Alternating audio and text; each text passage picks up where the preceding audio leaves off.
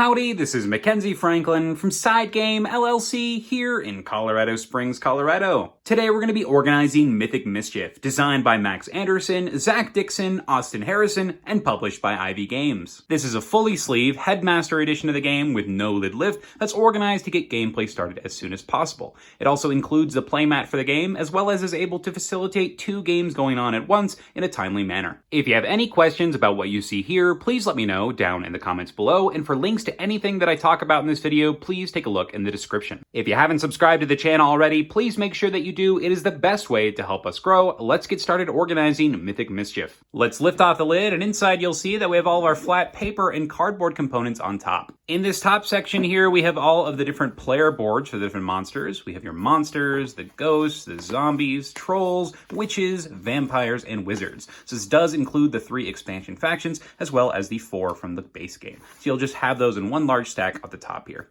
On the bottom here, you'll have not only your rulebooks for the game, including all of your expansion rulebooks, but you'll also have your 2 game boards. In the Headmaster Edition of the game, you do have 2 game boards, so you can have those 2 simultaneous games going on at once, or you can combine them for one giant epic game.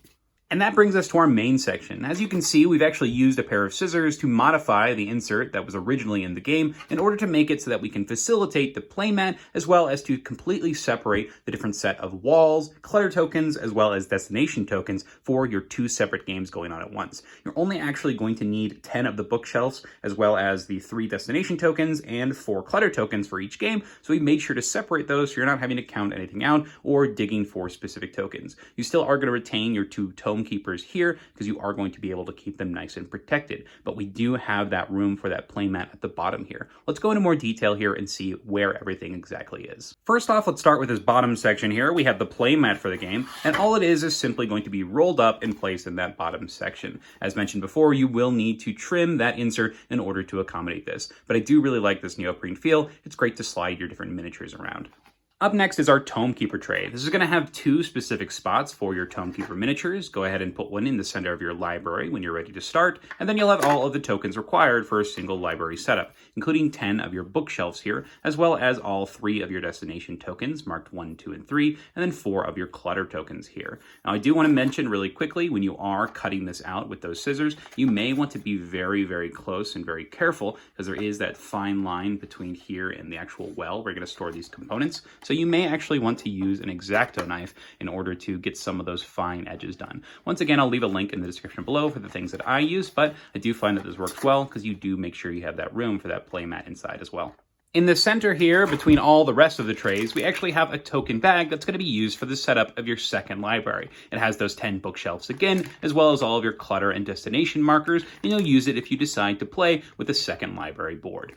Our next section here is our card tray, and as you can see, it has a crisscross method here, so that on this first portion here, you have all of your before lunch and after lunch cards, as well as some references for the game. You'll be using these pretty much every single game. The other thing, though, is on the bottom section here, you have all of your detention cards for the solo mode. Now, I did really like this original tray here, because it's going to keep things nice and separated with that crisscross method, making an easy access for all of your every game cards, but I did find it pretty troubling to actually bring out the solo cards, especially when they're sleeved. So I really like that this is now removable after we've trimmed it out, because you simply just flip it over like so, and now you have access to all of your detention cards while keeping everything separated. For this copy of the game, we do use the Mythic Mischief branded sleeves to store everything, as they did come with that Headmaster Edition, but they are standard size sleeves, so I do recommend that if you are looking for sleeves, use the Ultra Pro ProMat Deck Protector sleeves. They're my favorite brand of sleeves. I love the way that they shuffle and they handle, so I do recommend them for this game.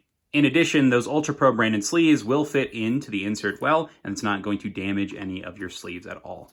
And that brings us to our last components, all of the different trays for your different Mythic teams. Each Mythic team is going to be organized the same way. We'll lift off the lid here, and you'll see that we have 3 of the miniatures on top here, as well as all additional tokens that come with that character. You'll also have all of your different tomes, as well as the dice that you'll be using to track your different action points. So everything is just going to go based on color into a single box here. For example, the witches here all have a pink motif.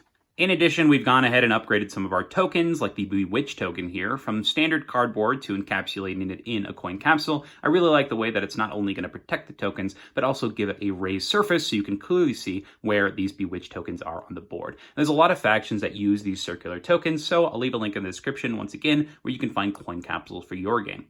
And the last upgrade can actually be found in the vampire factions. Instead of using these blood tokens, we actually are going to be using these blood crystals. So just a small, simple upgrade, but I do like that tactile feel when you do upgrade them. And one last reminder, the troll faction here is not going to have any of those circular tokens, but they'll instead have this large gray bookshelf instead that they'll be able to put onto the board. So just a quick reminder here for what different special tokens are going to go with each of the Mythic factions. So that's everything for Mythic Mischief. Let's go ahead and pack it up. First off, we'll return all of our different Mythic factions back into the box. Next up is our card holder. Then we have our Tomekeeper tray, our library board playmat in that bottom section, our second library Clutter, Bookshelf, and Destination tokens in that middle, our library boards and our rulebooks, and lastly, all of our different Mythic boards. And that is organizing Mythic Mischief. If you have any questions about what you saw here, please let me know down in the comments below. How do you organize your copy of Mythic Mischief? What do you think of the game so far? Have you tried out the solo mode? Did you get the Headmaster Edition? What about the playmat? Who's your favorite faction, and why is it the trolls? Are our upgrades a little too much? We'd love to hear what you think. But thank you so much for watching SideGame Strong.